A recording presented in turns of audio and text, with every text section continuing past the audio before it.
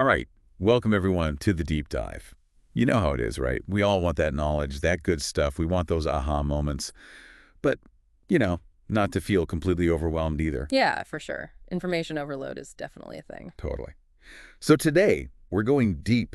We're diving into the world of Sandplay Therapy Supervision. Oh, that's interesting. Yeah, and we're going to be using this book, Supervision of Sandplay Therapy, Supervision in the Arts Therapies. It's a mouthful, I know. Quite a title. But it's super interesting stuff. We're basically trying to understand how these professionals who use this very, powerful therapeutic method, how are they guided? How are they trained? You know what I mean? Yeah, it's like who watches the Watchmen almost, right? Kinda, yeah. Yeah. And I think it's particularly fascinating because Sandplay therapy, even though it comes from like Jungian psychology, it's become this global phenomenon. It really has. Therapists from all sorts of backgrounds are like embracing it. Exactly. And this book, with all its contributors, it has Jungian analysts, Yeah. art therapists, people from Switzerland, China, Brazil, Israel, North America. It really shows how international this whole thing is. A real melting pot of perspectives. For sure. Now, for those of you who might be like new to Sandplay therapy, just to give a quick overview, it's basically this nonverbal way to tap into the psyche's, healing power. Yeah, it's not your traditional talk therapy. Not at all. You use a tray of sand, some water, and a whole collection of these miniature objects. Right, you're creating a world in the sand. Yeah, a miniature world. Yeah. And that's where the magic happens. Literally. Okay, so our mission today is to really get into like the nitty-gritty of how these practitioners who are working with this nonverbal therapy, how do they get their own support? How are they supervised? I'm ready to dive in. Me too. All right, so first things first. Why is supervision so important, so crucial in the world of Sandplay therapy? Well, the book really emphasizes how there are more and more practitioners who are drawn to sandplay therapy. And because it is, this nonverbal approach, a huge part of supervision is helping these therapists put words to what happens in a sandplay session. Yeah, like how to articulate those experiences, right? Exactly. It's about bridging that gap between what the client is expressing nonverbally in the sand and what the therapist understands consciously. So supervision helps the therapist make sense of it all. In a way, yes. It helps them translate that nonverbal language into something they can work with therapeutically, something that, more verbal therapies might not catch. That makes a lot of sense. I mean, it's one thing to look at a sand tray, but it's a whole other thing to understand what it means, right? Yeah. And then on top of that, to know how to use that information therapeutically, that's a whole other level. Absolutely. It's a layered process. Totally. Okay, so let's go back in time a bit. How did supervision in sandplay therapy even become a thing? Like, where did it all start?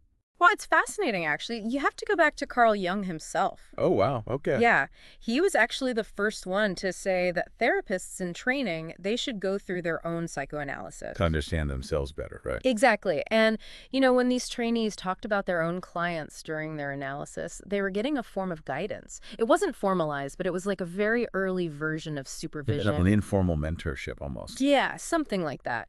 But it wasn't until 1948 at the Jung Institute in Zurich that formal supervision became part of Jungian analytical training. Okay, so that's when it became official. And then what about Dora Kalff? She's like the big name in sandplay therapy. Oh, yeah, she's a legend. Didn't she have a huge impact on how supervision in this field is done today?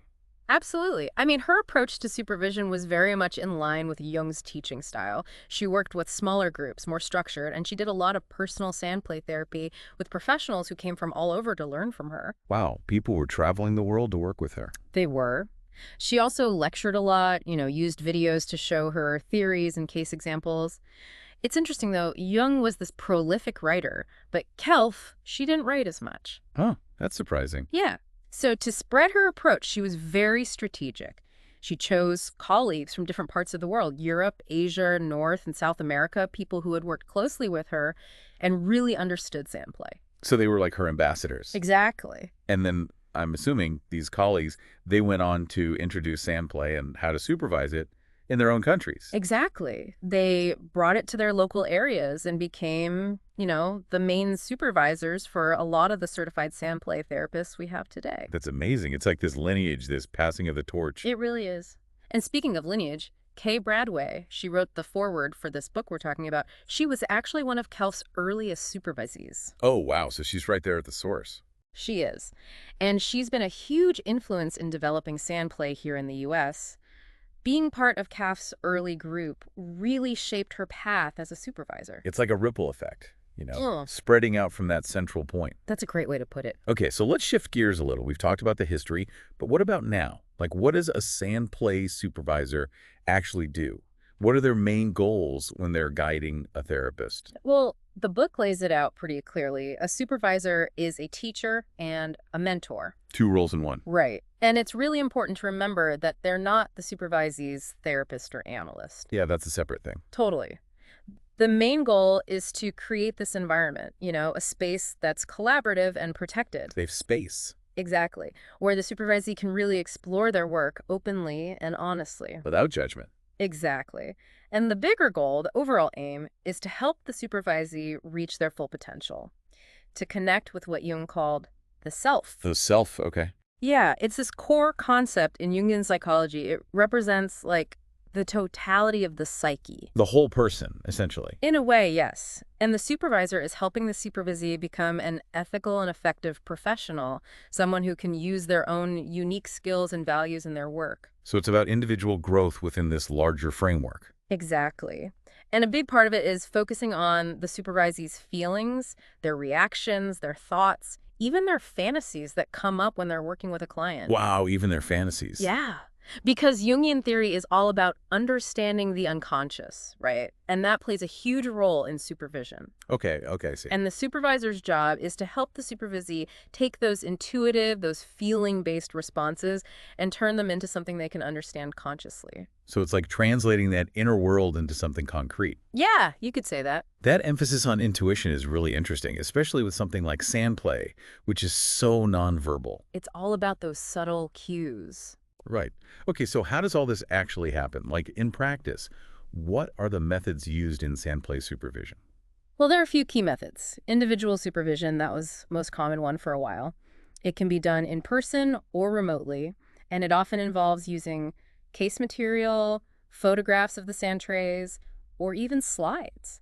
So the supervisor can actually see what the client created. Exactly. That, And usually the supervisee will talk about what's going on, what the problem is with a specific client. They might give some background, like family history, things like that. to set the scene. Yeah, exactly. And then there's group supervision. That's become really important too. Oh, that's interesting. So multiple therapists and one supervisor. Yep. And it's great because you get this synergy, therapists with different experiences and perspectives, they can all learn from each other. Like a peer group. Kind of, but with a supervisor guiding the process. And it's important, even more so in a group setting, to have that free and protected space that we talked about. Yeah, to feel safe to share and explore. So what does a typical group supervision session look like? Like what happens? Well, usually one person will present a case. They'll summarize the client's history and then they'll show the sand trays. Oh, so they're actually bringing the trays. Sometimes, yeah.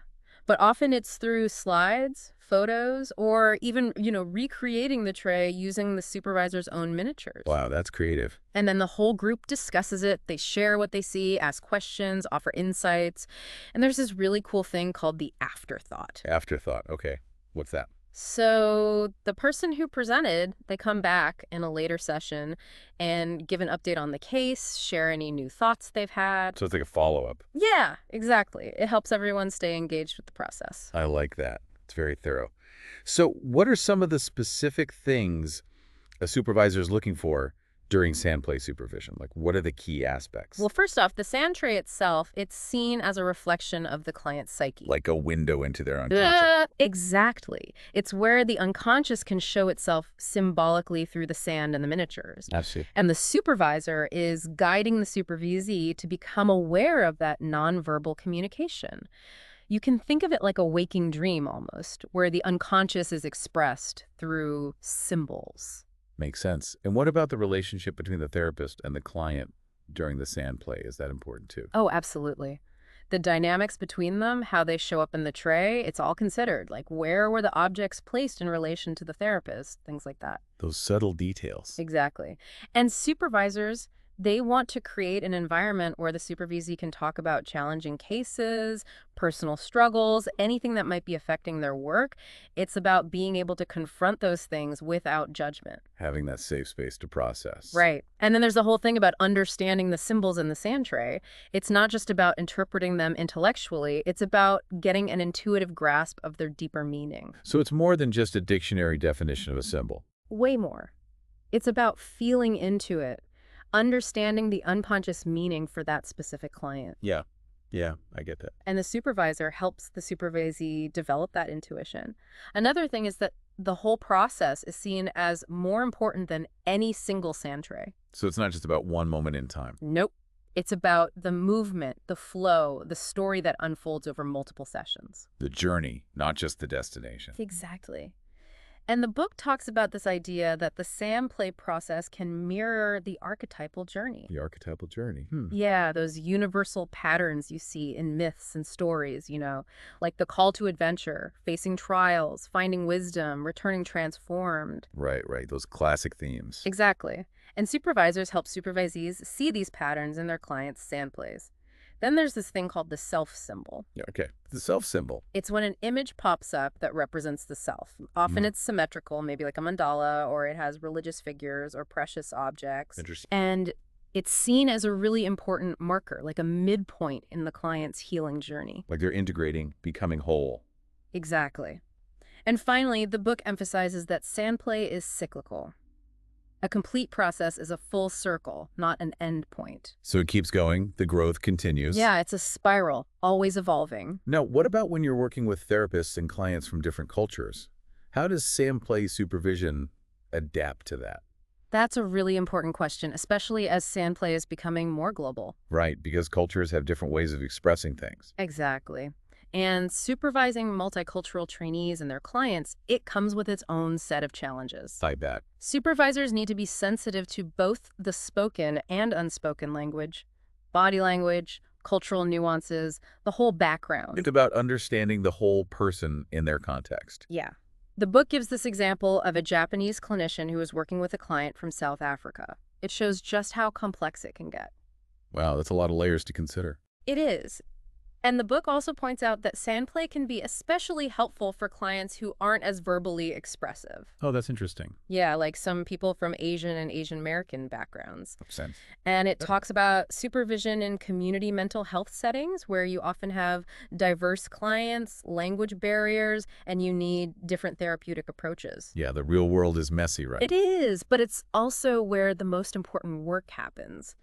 The book has some great case examples, too, showing how supervisors help therapists understand their clients from different cultures. Can you give an example? Sure. There's one about a teenager who created this really intense nightmare sand tray, and another about a family therapy session where the parents made these unusual creations. Oh. And then there's a story about a young boy. He had a really intense emotional outbursts, but through sand play, where he kept emptying the tray, his behavior actually changed drastically. Wow, that's powerful. It really is. It shows how the unconscious works through sand play. Now, what about sand play in schools?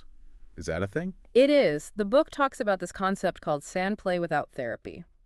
Interesting. It's being used in preschools in China as a form of psychological education for kids. Oh, wow. So early intervention. Yeah, exactly. And even in that setting, it's important to have that free and protected space. That sense of safety. Right.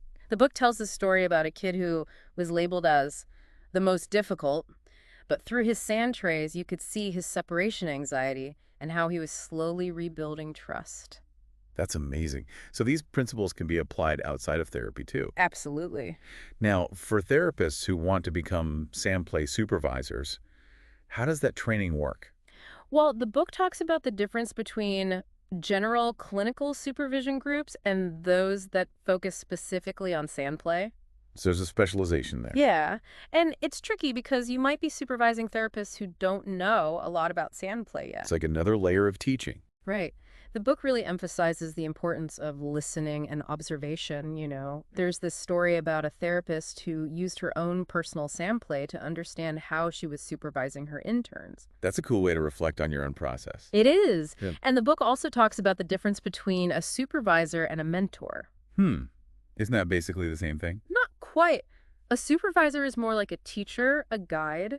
A mentor is more like a trusted ally, someone who helps you become more independent. Okay, okay, I see the distinction. Yeah. And then there's this example of crisis response training after 9/11. Oh, wow. It involved school counselors and social workers, and it shows how a trainer might have to be a supervisor, a mentor, an advocate, all at the same time. That's a lot of roles to juggle. It was a really intense situation, and the book talks about how sandplay training is being integrated into grad programs and the core concepts that are taught. Things like the unconscious, image and symbol, and this concept called gannying. Scanning. Yeah, it's a Chinese term. It means touching and responding from the heart. Oh, that's beautiful. It is. And it's actually a good example of how the book explores the connection between sandplay therapy and Chinese philosophy. Like a merging of East and West. Exactly. They talk about Dora Kalff's interest in Eastern thought and how her dreams about China actually influenced how sandplay developed. Wow, that's amazing. It is. And they also present this idea of sandplay as a universal language, but one that's also shaped by culture. It's a way to understand and appreciate diversity. So it's both universal and unique. Exactly. Now, how does supervision help therapists develop their language when they're working with these abstract images in Sandplay? That's a huge part of it. Supervision helps them understand and deal with those behaviors and feelings that might seem scary or overwhelming. Like when a client creates something disturbing in the sand tray. Yeah, exactly. And it also teaches them how to talk to parents, to give them general themes without revealing too much about the child's inner world. So it's about finding the right words, the right way to communicate. Right. And the book emphasizes how powerful symbols are for healing, even if we don't understand them right away. So it's not always about logic or reason. Not at all. Yeah. And supervisors help supervisees use metaphor and language to bring out the healing potential of those symbols. To make those connections. Yeah. And mentoring helps therapists apply what they've learned in school to their actual work. It's about bridging that gap between theory and practice. So it's very hands-on. It is. Now, what about therapists who are already trained in other expressive arts therapies, but they want to start using Sandplay? The book talks about that too. It says that expressive arts supervisors, they have a really important role in teaching about symbolic language in the context of Sandplay. So they're building on existing knowledge. Exactly. And it's really important for those students to have their own experience with Sandplay, to understand it from the inside out. To walk the walk, not just talk the talk. Right. And supervisors need to create that safe space, that rapport, so the students can explore their own stuff that comes up. Their own reactions and feelings. Exactly. The book has examples of using things like mandalas and personal sandplay in supervision to help students work through their own stuff. Sounds intense. It can be. And there's this idea of reading sandplays without any case information, just to develop your intuition. Oh, like a blind reading. Yeah, kind of. Okay, last but not least, what about the physical space where Sandplay supervision happens? Does that matter? It does. The book talks about how the therapist's preferences and the space they have will shape the setting. But the important thing is that it should invite the client into a symbolic world. Like a portal to another dimension. Kind of, yeah. And they talk about different aspects of the setting, like the shelves for the miniatures, the color of the sand tray, all those little details. Interesting. So even those things can have an effect. They can. There's this story about a young dancer who used the miniatures in this really unexpected personal way. It shows how important it is to see things from the client's perspective. To let them lead. Yeah.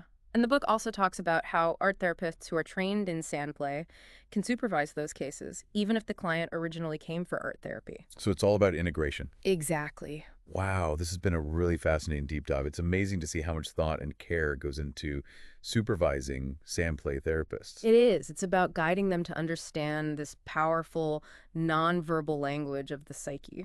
And it's a beautiful mix of theory, practice, and the therapeutic relationship, both in the therapy itself and in the supervision. It's a delicate dance. It is. And I think we've all come away with a deeper appreciation for the work that goes on behind the scenes in Sandplay therapy. I hope so. Now, here's a thought for you to take with you. We've talked about creating a free and protected space in Sandplay and about paying attention to nonverbal cues. How can you apply those principles in your own life, in your learning, in your mentoring, even in your relationships? Something to ponder. Thanks for joining us on The Deep Dive. Thanks, everyone.